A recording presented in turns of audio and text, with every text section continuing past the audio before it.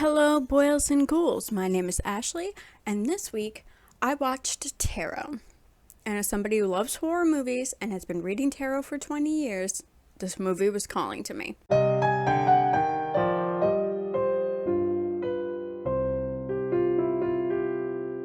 Now, I love the idea behind this movie, the concept of it. People getting their horoscopes read by a cursed deck and then getting taken out by their final outcome card. I think that's a wonderful idea. I was honestly expecting the tarot knowledge to be kind of lacking. Usually it is when you watch like a movie or a show when they mention it, it's usually not great. But this was quite good. Even though we don't get a whole lot of like the tarot lore, it's really more about the horoscopes being read than the cards themselves, which is probably why the original name for this movie was Horoscope. As you see, I have my Zodiac shirt on today. This movie focuses on a group of friends who have rented a house for one of their birthdays. And while snooping around, they find a wooden box with a tarot deck in it. I have my tarot decks over here. I don't normally bring them out, but I thought for this special occasion I would. One of the girls, Haley, knows how to read cards. So the other girls say, "Oh, please do our horoscope," not knowing that the deck is cursed by an astrologer who lost her daughter and was out for revenge. Let me introduce you to the cast and their cards. I have them over here with Jack. First up, we have Elise, the birthday girl, and the High Priestess. This card is all about learning and listening to your intuition, and also slowing down and making sure you have all of the knowledge you need before making decisions. In reverse, she indicates, again, needing to slow down, which is something Haley actually tells her, that she needs to slow down. Second, we have Lucas and the Hermit. Now, normally, this deck doesn't have it, but the Hermit usually has a lantern. He has a lantern in the movie. Why this one doesn't have one, I don't know. But upright, he's kind of about light at the end of the tunnel and personal growth and exploration. In reverse, he's kind of about fear, being paralyzed by fear and sadness. The only real warning that comes with this card in reverse is to avoid letting fear guide your steps, which is exactly what Lucas does. He becomes so fearful of the card that's following him that he runs. Madeline gets the Hanged Man. Upright, this card is about letting go, seeing things from a new perspective, and it could even mean playing the waiting game, which could be represented in the movie by Haley telling Madeline to not run from danger. Wait it out. In reverse, this card can mean one of two things. The first one is feeling like you're giving and not getting anything in return. And then the second one is one I feel also applies to Madeline's character here. The second one is making impulsive decisions and seeing serious consequences because of it. She decides to run. The card gets her. Impulsive decision. She told you not to run. Serious consequence. Next, we have Paxton and the Fool. The Fool is the first card in the Major Arcana. He represents adventures, new beginnings, start of something new, taking a leap of faith, all that good stuff. In reverse, which is how it applies to Paxton, is that he represents foolishness, or in Paxton's case, literally acting like a fool and not finishing what you started before you can safely move on. The Magician upright, wonderful card. One of my favorite cards. He's about manifestation, having all the skills you need to be successful in whatever you're trying to achieve, and just being able to accomplish things through your determination. It's a great card. In reverse, he's about illusion and deceptions. Can even represent someone being deceptive towards you, which is kind of how he gets Paige where he wants her to be. Then we have Grant and the Devil. This is one of the few exceptions where the reverse card is kind of better, and you'd rather have it this way than the other way. This card is all about your shadow self, the parts of life that you are letting hold you back and keeping you from progressing forward in life. It's keeping you stagnant. It's kind of keeping you in your comfort zone, doing what feels comfortable to you instead of branching out and finding new things. When you get this card, it's a sign that you need to start doing something to make changes because you're not thriving. You are becoming complacent and it's hindering you as a person. In reverse, this card sometimes in reverse shows up after a breakup, which applies to him because we find out that he and Haley have recently broken up. It's also about confronting inner fears and anxieties, so maybe that is something that he needs to work on, and freeing yourself from things that are holding you back, and about being ready to confront what's holding you back. We know they went through a breakup, so I'm leaning towards that, the reverse. But she also tells him he needs to work on some stuff or he's going to lose someone important to him, implying herself. So all of this kind of applies to him. Maybe he's got some anxiety he needs to work on when it comes to like their relationship.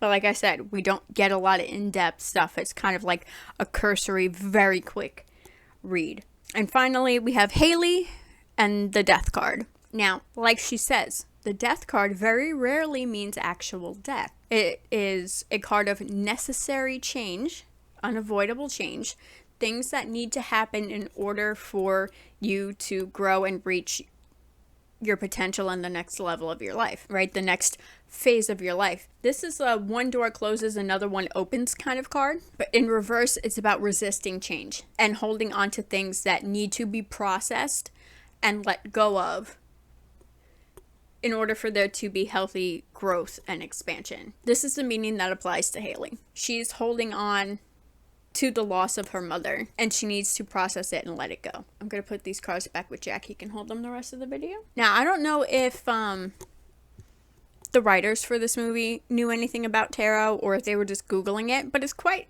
accurate. The reading she gives, or at least the explanation she gives for the final outcome card, are pretty good. She lists their horoscope, their zodiac sign, and the description she gives of those are quite accurate. I am a Pisces, like Madeline. We don't so much run from danger as we sense it very quickly. We catch a vibe like that, and if we think something is sus, we're going to calmly dip out and just avoid the situation altogether. Haley says that it's bad luck to use someone else's deck. I've personally never heard that before. I have decks.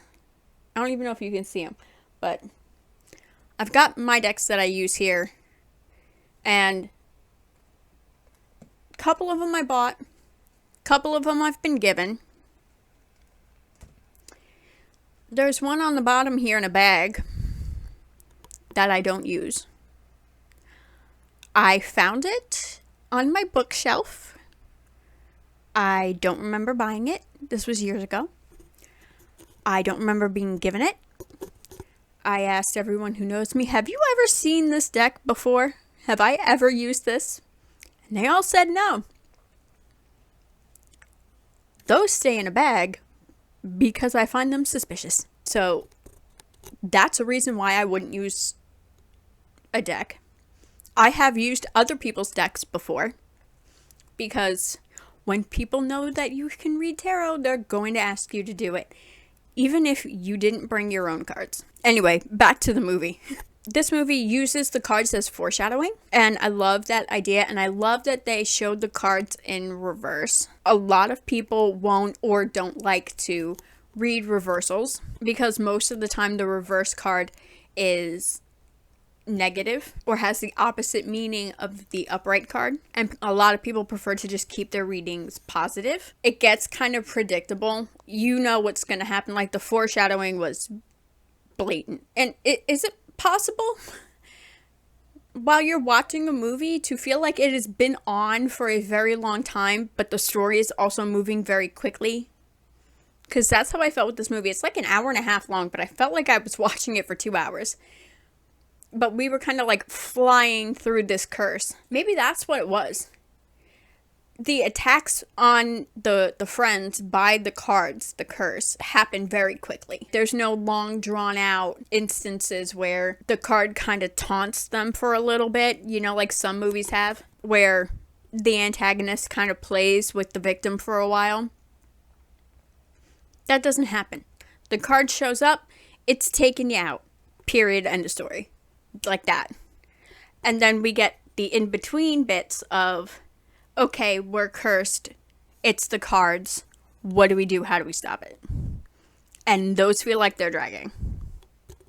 That has to be what it is. I am realizing this in real time with you. I think because the attacks move so quickly and the rest of it does not, it makes it feel like it moves both quickly and slowly at the same time. I don't know if that's intentional. As soon as they leave this house the next day, after the readings are done, this thing wastes no time, right? Elise gets dropped off at home. I think she lives in like a sorority house or something. None of the other girls are home. She takes a bath and hears noise outside in the hallway. She walks out of the bathroom and right in front of her is the open attic door with the ladder down. No, I'm sorry. She was on the phone with Paige.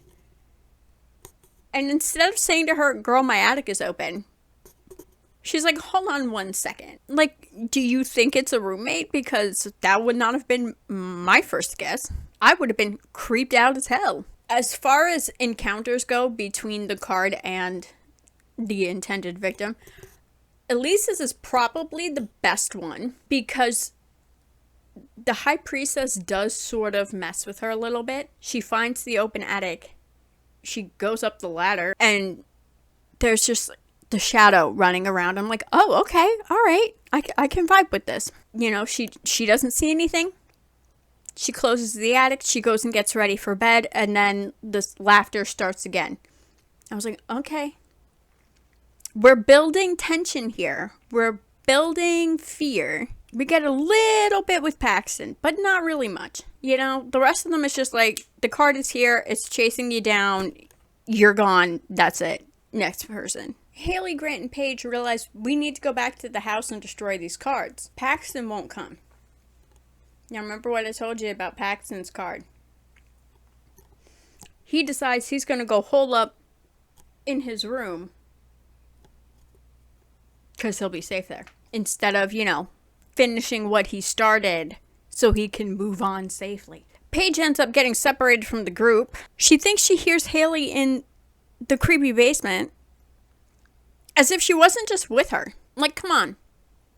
Like, she's got to be smarter than that. Didn't you just see her?